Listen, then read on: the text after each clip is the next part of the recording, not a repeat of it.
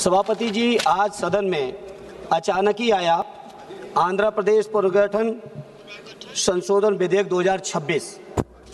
यद्यपि बेहतर होता, पहले से नोटिफाइड होता तो और व्यापक चिंतन करने का भी समय होता, मौका होता, लेकिन ये जिस रूप में भी बिल आया, मैं अपने नेता आदरणीय अखिलेश यादव जी और अपनी पार्टी की ओर से इस बिल का समर्थन करता हूं। सभापति जी, समर्थन तो करता हूं, लेकिन समर्थन के साथ साथ कुछ सवाल हैं। हमारी पार्टी का सवाल है आंध्रा के साथियों से, विशेषकर टीडीपी और एनडीए के लोग जो सत्ता चला रहे हैं या जिन्होंने विधानसभा से प्रस्ताव पारित किया है। बहुत स्वाभाविक तौर पर आंध्र प्रदेश का सबसे बड़ा शहर विशाखापट्टनम स्वाभाविक राजधानी के तौर पर डेवलप हो रहा था, और अगर उस स्वाभाविक राजधानी को आपने स्वीकार किया होता तो आज जो बहुत सारी चर्चा चल रही कि इतनी जमीन की जरूरत पड़ रही है, इतने खर्चे की जरूरत पड़ रही है, इतने लाख करोड़ इन्वेस्टमेंट की जरूरत है, अगर आंध्रा के साथियों ने, वहां की सरकार ने ये फैसला लिया होता तो आज ना तो इतनी किसानों की जमीन की जरूरत पड़ती, न इतना पैसा खर्च करने की जरूरत पड़ती जो कर्ज लेके आपको लेना पड़ रहा है, शायद नहीं पड़ती अगर आप लोग विशाखापट्टनम डेवलप करते। लेकिन हमारे नेता आदरणीय अखिलेश यादव जी चाहते हैं देश का हर राज्य विकसित हो, और स्वाभाविक है राज्य की व्यवस्था चलाने के लिए बिना स्थायी राजधानी के कोई व्यवस्था चल नहीं सकती। इसलिए देर से ही सही एक स्थायी राजधानी की जो पहल की है उसका हम अपनी पार्टी की ओर से पूरा का पूरा समर्थन करते हैं। सभापति जी, जहां हम समर्थन करते हैं वहीं सवाल बहुत गंभीर हैं। जैसा कि टीडीपी के साथियों ने भी कहा, बीजेपी की तरफ से भी सीएम रमेश जी ने कहा कि इतने किसानों ने अपनी जमीन दे दी, किसानों ने जमीन दी, ये किसानों का बड़प्पन है। लेकिन जमीन लेने से पहले सरकार को यह सोचना चाहिए कि जो 2013 का भूमि अधिग्रहण बिल अधिनियम पास हुआ इसी सदन से, क्या 4 गुना मुआवजा आपने किसानों को दिया है? क्या उसके साथ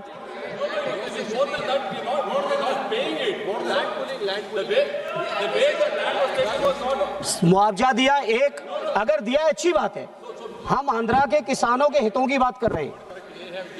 मुआवजा किसानों को पूरा मिले, उसके साथ साथ जो रहने की जो कंडीशन है प्लॉट मिलने की वो पूरा मिले। ये हमारी लैंड पुलिंग तो बड़े लोग करते हैं, किसानों को क्या मिल जाएगा हम भी जानते हैं।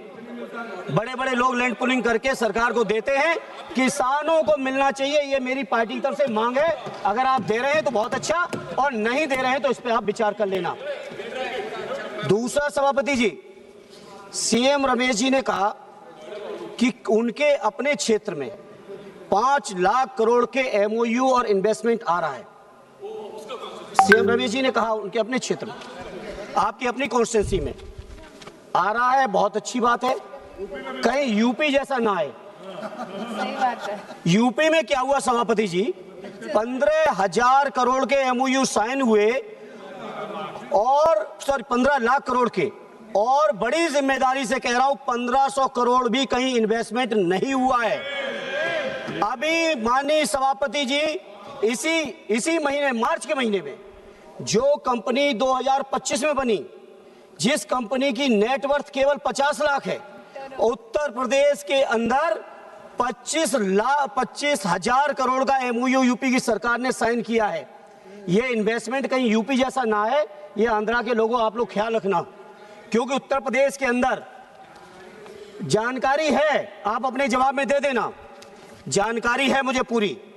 इसे आज इस मौके पर कहना चाहता हूं, जहां 54,000 करोड़ एकड़ लैंड आप लैंड परचेज कर रहे हैं। दूसरी बात, जिसके नाम पे पूरे देश का चुनाव लड़ा गया, महीनों पहले महीनों बाद तक 24 घंटे लाइव चलाया गया है, राम मंदिर के निर्माण को अयोध्या में आदरणीय अवधेश जी बैठे हैं, अयोध्या के किसानों तक को उनको जायज मुआवजा नहीं दिया गया है।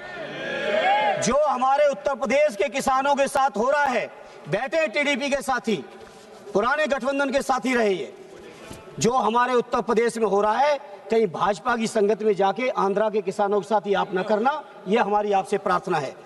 इसलिए सभापति जी, जहां ये इन्वेस्टमेंट का सवाल है, और हाँ, आंध्रा के साथी पप्पू जी ने कहा जो हमारे बिहार के मुख्यमंत्री जी के साथ हुआ है, सावधान रहना। उधर जो कोई भी गया है साइकिल वालों इधर आ जाओ। उधर जो कोई भी गया उसका बुरा हाल हुआ है। बैठे हैं हमारे शिंदे साहब भी बैठे हैं, नीतीश जी की भी पार्टी के लोग बैठे हैं। आंध्रा के लोगों, आप लोग अलर्ट रहना, ये हमारी आपसे मांग है। माननीय अध्यक्ष जी, मैं अपनी पार्टी साहब से 2 मिनट बात करूंगा, ज्यादा नहीं।